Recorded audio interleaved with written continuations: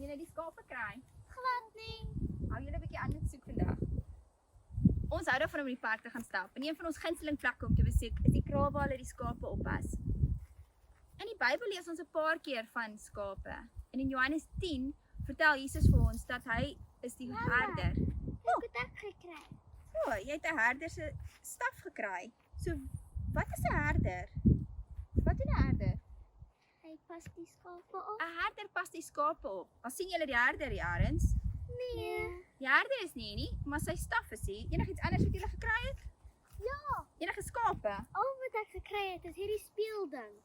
Ek dink nie dit gaan werk nie. Okay, hou jy die skapie en hou jy die staf? Hou aan soek vir die skape, hoor. Miskien is die skape weg omdat die herder weg is. Jesus leer ons dat hy is die goeie herder. Hy pas ons op, hy hou ons veilig. 'n Herder is iemand wat die skape oppas.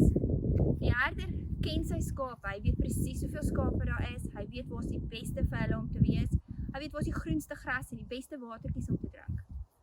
Maar die skape ken ook die herder, hulle ken sy stem. Dit gaan nie help as ek of hy of iets en hulle die skape probeer roep nie, want hulle ken nie ons stemme nie. Heel moontlik gaan hulle net nog verder weghardloop as wat hulle klaar is. Maar as die herder hier was, sou hulle onmiddellik gekom het as hy hulle geroep het. En Jesus leer ons dat hy ons herder is. Jesus sorg vir ons, Jesus pas ons op. Jesus weet wat is die beste vir ons. Jesus wil hê dat ons altyd vir hom moet luister. En hoe weet ons wat Jesus vir ons wil sê? Deur die Bybel te lees. En met Jesus 'n verhouding te hê. Ons moet bid elke dag. Met Jesus praat.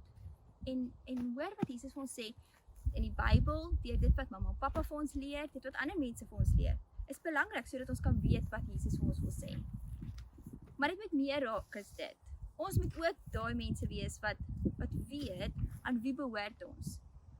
As 'n skaap nie weet wie is sy kudde nie, by wie hoort hy nie, dan gaan hy heeltemal verdwaal en alleen wees. So ons moet weet ons behoort aan Jesus. Ons moet weet ons is syne. Ons is so kosbaar vir hom dat hy enigiets sal doen vir ons.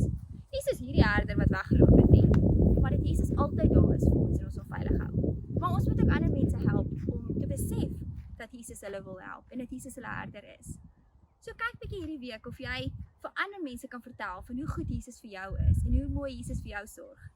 En dalk eendag sien ons weer die skape hier. Geniet julle week.